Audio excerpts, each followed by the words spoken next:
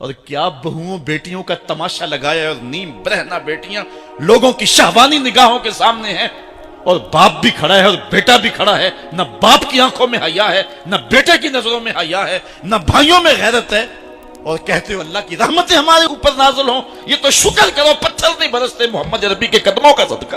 اسلام کا جو بنیادی اخلاق ہے وہ حیا ہے، یہ بات ذہن میں رکھیں۔ ہر دین کی ایک پہچان ہے، حضور نے فرمایا اسلام کی بنیادی پہچان کیا ہے؟ حیا ہے۔ جب ہم نے اسلام کے دامن کو چھوڑ دیا ہے، یہ رسم حنا کے نام سے بدتمیزی یہ کس معاشرے سے ہم نے لی ہے؟ ہمارا تو رب یہ بھی گوارا نہیں کرتا کہ ہفتے کے دن کی تعظیم ہو اور اونٹ کا گوشت ایک بندہ ترک کرے یہودیت کی رسم سمجھ کے، اسلام سے ٹکراتا نہیں ہے، پھر بھی جو ہے وہ اسلام اس کو گوارا نہیں کرتا۔ اور کیا بہوؤں بیٹیوں کا تماشا لگایا ہے، اور نیم برہنہ بیٹیاں لوگوں کی شہوانی نگاہوں کے سامنے ہیں، اور باپ بھی کھڑا ہے اور بیٹا بھی کھڑا ہے، نہ باپ کی آنکھوں میں حیا ہے، نہ بیٹے کی نظروں میں حیا ہے، نہ بھائیوں میں غیرت ہے، اور کہتے ہو اللہ کی رحمتیں ہمارے اوپر نازل ہوں۔ یہ تو شکر کرو پتھر نہیں برستے محمد عربی کے قدموں کا صدقہ۔ اگر ان کی رحمت نہ ہو درمیان میں، ابھی آگ لگ جائے دونوں جہاں میں۔ یہ تو ان کی رحمت ہے کہ پتھر نہیں برستے۔ پچھلی قوموں نے ایک ایک جرم کیا، کسی کے اوپر پتھر برسے، کسی کے اوپر خون برسا، کسی کے اوپر ایسا زلزلہ آیا کہ نیچے والی جگہ اوپر اور اوپر والی بستیاں نیچے، لیکن اس امت پر ایسا نہیں ہوگا۔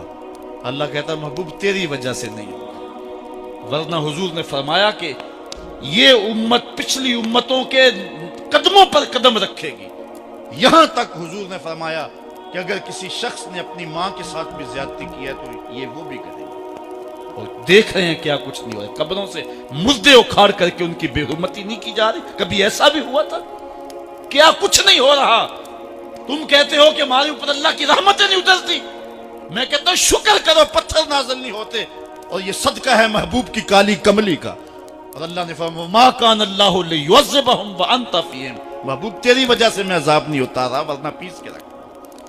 تو ہم اپنے آپ کو دیکھیں، اپنے کردار کو دیکھیں، اپنے حوال کو دیکھیں، سر سے لے کر پاؤں تک ہم اسلام میں آ جائیں، چھوڑیں آدھا تیتر آدھا بٹیر، جہاں جی چاہا اسلام کے دامن میں آگے اور جہاں جی چاہا ادھر چلے جائے، مسجد میں بھی چندہ دیا اور ہوٹل میں بھی شراب پی، رب بھی خوش رہے شیطان بھی راضی رہے، ایسا نہیں ہوگا۔ رب کہتے نہیں کہ میرے ہو تو پھر میرے ہی ہو۔ کوئی بھی غیرت مند محبوب نہیں جو ہے تسلیم کرتا کہ میرا محب کسی اور کی طرف نظر اٹھا کے بھی دیکھے، تو رب سب سے بڑا غیرت مند ہے، وہ نہیں چاہتا میرا ہو اور کسی اور کی طرف دیکھے۔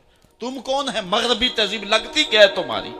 اپنی ملت کا قیاس اقوام مغرب سے نہ کر، خاص ہے ترکیب میں تجھے قوم رسول ہاشمی۔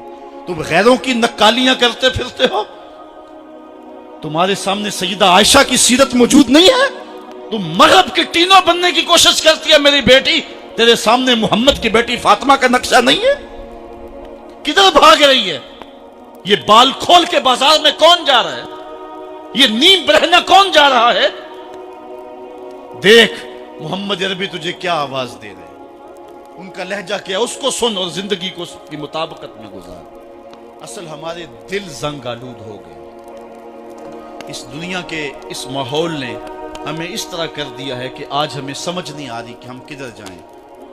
علماء فرماتی ہیں جب دل زنگ آلود ہو جائیں تو پاک لوگوں کی صحبت اختیار کریں، اور کثرت ذکر، حضور نے ارشاد فرمایا لکل شین ثقالہ وثقالۃ القلوب ذکر اللہ، ہر شے کا زنگ اتارنے والی کوئی چیز ہے، دلوں کا زنگ لگ جائے تو اللہ کا ذکر کیا کرو، دلوں کا زنگ اتر جائے۔ اور ایک اور حدیث میں حضور نے دلوں کا اور من کا میل اتارنے کے دو نسخے بیان کیے، ایک کثرت کے ساتھ موت کو یاد کرنا، کثرت کے ساتھ موت کا تذکرہ، اور دوسرا کثرت کے ساتھ جو ہے وہ تلاوت کلام مجید۔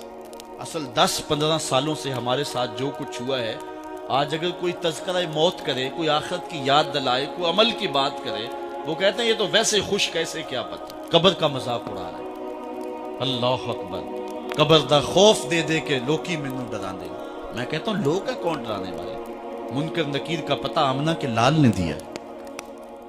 قوم کو بے عمل بنایا جا رہا ہے، اور ان کے سینے سے خوف خدا اور خشیت الہی جو ہے وہ کچی جا رہی ہے، اور یہ سب کچھ دین کے نام پہ کیا جا رہا ہے، اور چند مفاد پرست لوگوں نے ترہیب اور ترغیب جو کہ اسلام کا مزاج ہے، تبشیر اور تنذیر نبی کا منصب ہے، اس کا مذاق اڑا کے رکھ دیا اور انہوں نے ایک متوازی دین دے دیا ہے، جس کے نتیجے کے اندر قوم کی بے عملی جو ہے وہ پختہ تر ہو گئی اور اس کو وہ دین کا رنگ دے رہے ہیں۔ اللہ کے محبوب علیہ الصلوۃ والسلام نے فرمایا کہ دلوں کو زنگ لگ جائے تو ذکر سے اترتا ہے، دلوں کو زنگ لگ جائے تو قرآن سے اترتا ہے، دلوں کو زنگ لگ جائے تو موت کی کثرت کے ساتھ یاد کرنے سے اترتا ہے۔ قرآن مجید کی تلاوت معمول زندگی بنا۔ وہ کہتے ہیں کہ چہرے کا پردہ نہیں ہے، ہاتھوں کا پردہ نہیں ہے، پاؤں کا پردہ نہیں ہے۔ شاید وہ اس بات کو جو ہے وہ سمجھنے سے قاصر ہیں کہ یہ محارم کے لیے ہے۔ عورت کا مخصوص اعضاء کا پردہ تو اس کے باپ سے بھی ہے، اس کے بھائی سے بھی ہے، اس کے محارم سے بھی ہے، حتیٰ کہ بیٹے سے بھی ہے۔ لیکن یہ جو اعضاء ہیں ان کا پردہ بھی عورت کے اوپر لازم ہے، چونکہ جو شر پیدا ہوتی ہے وہ چہرے سے اس کا آغاز ہوتا ہے۔ تو میں ایک بات کہا کرتا ہوں کہ یہ جتنے دلائل ہیں، ان دلائل کے جواب بھی علماء نے دیے ہیں، یہ ساری بحث کی جا سکتی ہے۔ میری مائیں بہنیں تصور کر لیں کہ سیدہ فاطمہ تو زہرا کا پردہ کیسا ہوگا، تو ان کے تصور میں حیا میں لپٹی ہوئی فاطمہ دکھائی دے گی۔ بلکہ سیدہ فاطمہ تو زہرا سے جب پوچھا گیا کہ عورت کا صحیح پردہ کیا ہے، تو انہوں نے کہا کہ عورت کا صحیح پردہ یہ ہے کہ وہ کسی مرد کو نہ دیکھے اور کوئی مرد اس کو نہ دیکھے۔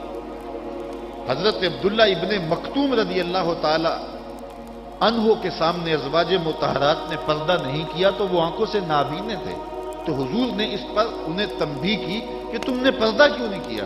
تو انہوں نے کہا حضور وہ تو نابینا ہے۔ تو فرمایا کہ تم نابینا تو نہیں ہو۔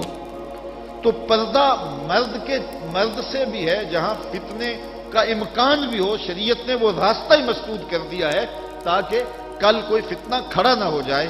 تو میں سادی سی بات یہ کرتا ہوں کہ پردے کے حوالے سے دلائل کی دنیا بھی ایک بہت بڑی دنیا ہے، لیکن میری مائیں اور بہنیں یہ تصور کریں کہ سیدہ فاطمہ تو زہرا کا پردہ کیا ہوگا، تو یہ تصور کرنے سے ہی طبیعت میں حیا پیدا ہونا شروع ہو جائے گا، اور سیدہ کا پردہ اور ان کی عصمت اور ان کی آبرو کا انداز سمجھ میں آ جائے گا۔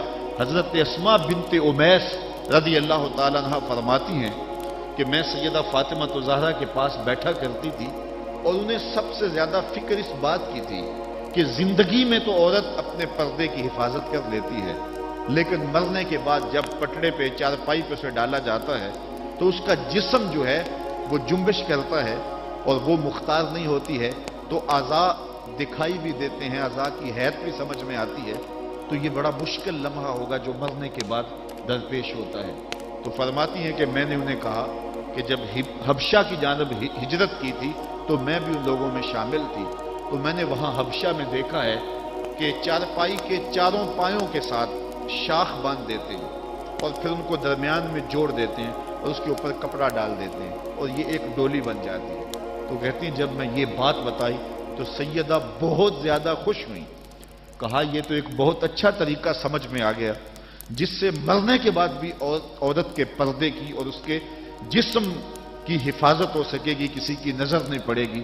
تو یہ وہ سیدہ ہیں کہ جنہوں نے اپنے پردے کی حفاظت یوں کی کہ غیر مرد نے انہیں نہیں دیکھا، اور پھر مرنے کے بعد بھی ان کے لیے وہ ڈولی تیار کر لی گئی، رات کی تنہائیوں میں ان کا جنازہ پڑا گیا، اور یہ وہ پاک دامن خاتون ہے جن کا آنچل مہر و ماں نے بھی نہیں دیکھا ہے۔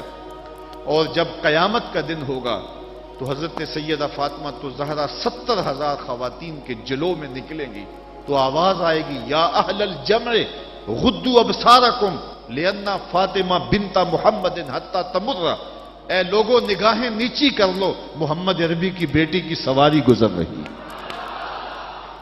تو دنیا پر بھی ان کے پردے کی حفاظت، بعد از وصال بھی، اور پھر قیامت کے دن بھی۔ مجھے بتائے عورت کیا وہ مغرب کی آوارہ لڑکی کے روپ میں زندگی گزارنا چاہتی ہے یا سیدہ فاطمہ زہرا کے پردے کی وارث بننا چاہتی ہے؟ وہ سڑکوں پر لہرا کر چلنے میں فخر محسوس کرتی ہے یا کہ وہ اپنے مخصوص پردے میں لپٹ کر کے تقدس مہاب انداز میں گھر سے مجبوراً نکلنا پڑے تو نکلنا پسند کرتی ہے؟ کوئی بھی شریف زادی یہ پسند نہیں کرے گی کہ وہ مغرب کی حیا باختہ لڑکیوں کی طرح آوارہ مزاج ہو اور اس کی طرف شہوانی اور بھوکی اور غلیظ اور گندی نظریں اٹھے۔ وہ چاہے گی کہ میں تقدس معاب زندگی گزاروں۔ میری بہن، تیرا برقع تیرے لیے قید خانہ نہیں، تیرے برقعے کی ایک ایک سلوٹ تیرے حیا کا پہرا ہے۔ تو مغرب کی ٹینوں نہیں ہے، تو مشرق کی بیٹی ہے، تو فاطمہ ہے، تو عائشہ ہے، تو حفصہ ہے۔ تیرا پردہ اس کائنات کے حسن کی علامت ہے۔ تو سمٹ جائے گی تو امت پھیل جائے گی، تو گھر کو سنبھال لے گی تو امت بحر و بر پہ جاری ہو جائے گی۔ تو عورت کو گھر میں سمٹ کر کے اپنی اندرون خانہ ذمہ داریوں کو سنبھال کر کے اپنی عصمت اور اپنی آبرو کی حفاظت کرنی چاہیے تھی۔ اقبال نے بڑی خوبصورتی سے اس پر بحث کی ہے کہ عورت کے لیے پردہ ضروری ہے یا نہیں، اور پھر کہا عورت کو یہ خود اپنے آپ سے پوچھنا چاہیے کہ وہ کس روپ میں اچھی لگتی ہے۔ ذرا دیکھیے اقبال کا لہجہ، اللہ اکبر۔ اس راز کو عورت کی حقیقت ہی کرے فاش، مجبور ہے معذور ہے مردانے خرد مند، کیا چیز ہے آرائش و زیبائش میں زیادہ، آزادی نسواں یا زمرد کا گلو بند۔ اقبال کہتا ہے کہ عورت اپنے اندر کی عورت سے پوچھے کہ اس کے لیے حسن کہاں ہے، زمرد کا گلو بند اس کو دیا جائے اور وہ پردے میں جو ہے وہ سمٹ کر کے گھر کی ملکہ بن کے رہے، تو یہ اس کے لیے زیادہ اعزاز اور عزت اور فخر کی بات ہے، یا وہ جو ہے وہ آزادی نسواں کے نام سے بازاروں میں گھومتی پھرے اور مردوں کے سامنے ہنس ہنس کے باتیں کرتی پھرے۔ ایک عورت 4 گھر کے افراد کی خدمت کو اپنے لیے بوجھ سمجھتی ہے اور اسلام کو مطعون کرتی ہے کہ اسلام نے مجھے جو ہے وہ پابند کر دیا ہے اور گھر کے اندر محدود کر دیا ہے، اور میں اتنے بچوں کی تربیت میرے کندھوں پہ ڈالتی ہے، اور میں شوہر کی خدمت بھی کروں، بچوں کی خدمت بھی کروں، تو اسلام نے تو میرے اوپر بڑی پابندی لگا دی ہے، مجھے آزادی ملنی چاہیے۔ اور وہ عورت جو 4 بچوں کی خدمت اپنے لیے بوجھ سمجھتی ہے اور پھر وہ 300 مسافروں کو ہنس ہنس کے کبھی پانی پیش کرتی ہے، کبھی کھانا پیش کرتی ہے، 300 مسافروں کو ہنس ہنس کے مسکرا کے لہک لہک کے پانی پیش کرنا اور کھانا دینا، اور مختلف ذہنیتوں اور گندی سوچوں کے حاملین لوگ بھی اس طبقے میں موجود ہوتے ہیں اور ان کی شہوانی نظروں کا شکار ہونا، کیا عورت کے لیے یہ عزت ہے؟ یا عورت کے لیے یہ عزت ہے کہ گھر کی 4 دیواری میں سمٹ جائے اور تقدس ماحول کے اندر اپنے بچوں کی تربیت کرے؟ عورت کو جتنی ذمہ داریاں دی گئی ہیں وہ صرف ان کو سنبھال لے اور ان کے سنبھالنے کا حق ادا کر دے تو وہ ایک اچھے معاشرے کی تشکیل کی ضمانت بن جاتی ہے۔ سیدہ فاطمہ الزہرا رضی اللہ تعالی عنہا کا وجود ہمارے لیے ایک روشن، ایک منور اور ایک تابع جو ہے وہ وجود ہے، جس سے ہم مقدرات اسلام کی تربیت کے خد و خال لے سکتے ہیں۔ اقبال کہتا ہے تو نہ دانی کہ سوزے کراتے تو دیگر گوں کر تقدیر عمر را، میری بہن اگر تو بہن ہو کے قرآن پڑھے تو عمر کی تقدیر بدلتی ہے، اور اگر تو ماں ہو کے قرآن پڑھے تو بیٹا نیزے کی نوک پہ قرآن سناتا۔ کربلا کے تپتے ہوئے ریگزار میں پیاسا ہونے کے باوجود حضرت امام حسین جو باطل کے آگے ڈٹے ہوئے ہیں اور جھک نہیں رہے ہیں، اور 71 لاشیں کندھوں پہ اٹھا کے خیموں تک پہنچا چکے ہیں، پھر بھی استقامت کا کوہ گراں بنے ہوئے ہیں، یہ حسین ابن علی کا کمال تو دکھائی دیتا ہی دیتا ہے، لیکن ذرا غور کی آنکھ سے دیکھو پیچھے فاطمہ کے دودھ کا اثر دکھائی دیتا ہے۔ تو اگر مائیں پردے میں سمٹ جائیں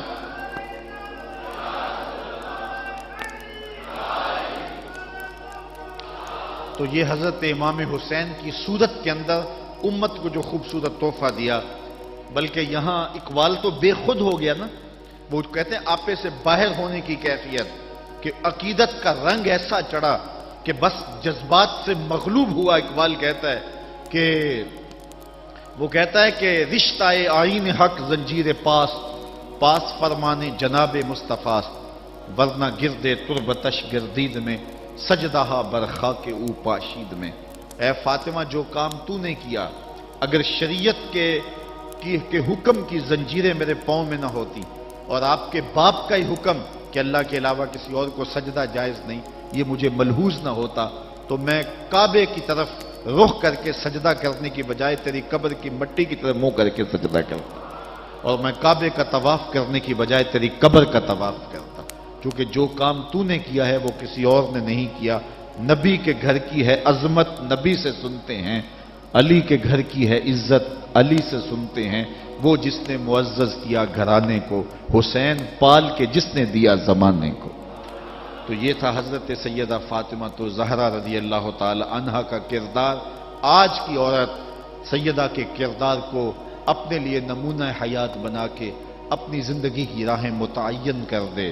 اگر پندے سے درویش پذیری، ہزار امت بمیرت تو نہ میری، بطول باش و پنہا شو ازیں اثر کہ در آغوش شبیر بگیری۔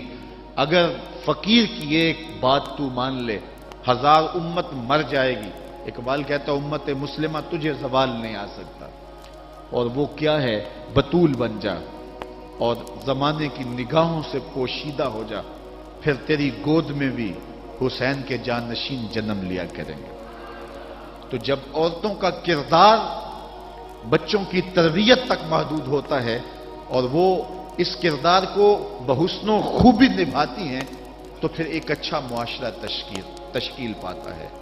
لیکن جب حیا باختگی زمانے کو جکڑ لیتی ہے تو پھر قومیں اپنا وجود کھو دیتی ہیں۔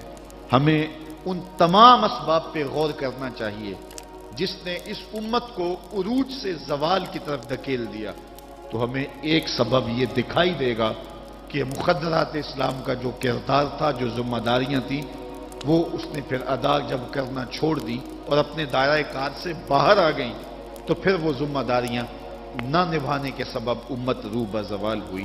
گھروں میں بیٹھ کر کے ماؤں نے تربیت کی تھی۔ ہم نے دور اسلام کے اندر بڑے بڑے مشکل حالات دیکھے ہیں۔ مشکل حالات میں جب اسلام پہ سخت سے سخت وقت آئے، لیکن جب درگاہیں بند ہوں گی، جب خانقاہیں بند ہو گئیں، جب مدارس دینیاں بند ہو گئے، جب اذانوں پہ پابندی لگ گئی، جب بہت کچھ ہوا تھا، لیکن ماں کی گود کی درسگاہ تو کبھی بند نہیں نہ ہوتی ہے۔ تو ماں نے اس وقت دین کو زندہ رکھا۔